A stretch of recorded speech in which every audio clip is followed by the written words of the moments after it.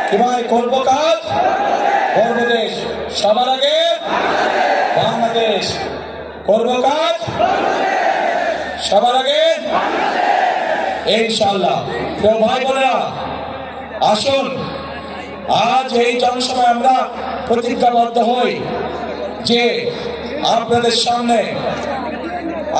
সামনে অভিজ্ঞতা রয়ে গিয়েছে এবং বর্তমান মুহূর্তে যতগুলি রাজনৈতিক দল আছে তাদের মধ্যে একমাত্র বিএনপির অভিজ্ঞতা আছে দেশ পরিচালনা করা, এবং যেহেতু বিএনপির অভিজ্ঞতা আছে দেশ পরিচালনা করার, একমাত্র বিএনপির পক্ষেই সম্ভব এই বাংলাদেশকে সঠিক পথে পরিচালিত করা। প্রিয় ভাই বোনেরা, দেশকে যদি সঠিক পথে পরিচালিত করতে হয় দুটো বিষয় আমাদেরকে অত্যন্ত সতর্কভাবে সজাগ করে রাখতে হবে। এক, দেশের আইন শৃঙ্খলা রক্ষা করা, যে কোনো পরিস্থিতিতে দেশের আইন শৃঙ্খলা রক্ষা করা, যেন মানুষ শান্তিতে রাজপথে চলতে পারে, যেন মানুষ শান্তিতে তার ব্যবসা বাণিজ্য করতে পারে, যেন মানুষ শান্তিতে রাতে ঘুম যেতে পারে তার নিজের ঘরে।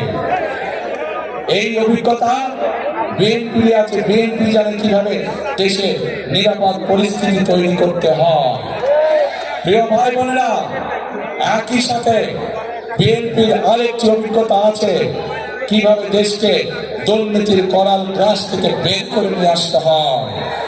অতীতেও আমরা দেখেছি যে স্বৈরাচার পালিয়ে গেছে, তারা যখন অতীতে ক্ষমতায় ছিল, তারা যখন দেশকে দুর্নীতিতে লাভ করে দিয়েছিল, পরবর্তীতে যখন দেশের যে খালেদা জিয়া দেশ পরিচালনার দায়িত্ব গ্রহণ করেন, আমরা দেখেছি কিভাবে ধীরে ধীরে বাংলাদেশকে বিএনপি সরকার দুর্নীতির রাহু করাল গাছ থেকে বের করে নিয়ে এসেছিলেন।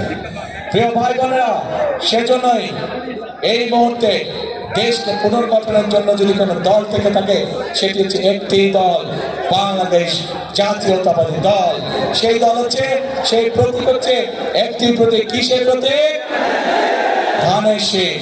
কাজে আসুন এই ধানের শীষের, এই বিএনপির প্রতিষ্ঠাতা শহীদ রাষ্ট্রপতি জিয়াউর রহমান মুক্তিযুদ্ধের ডাক দিয়েছিলেন।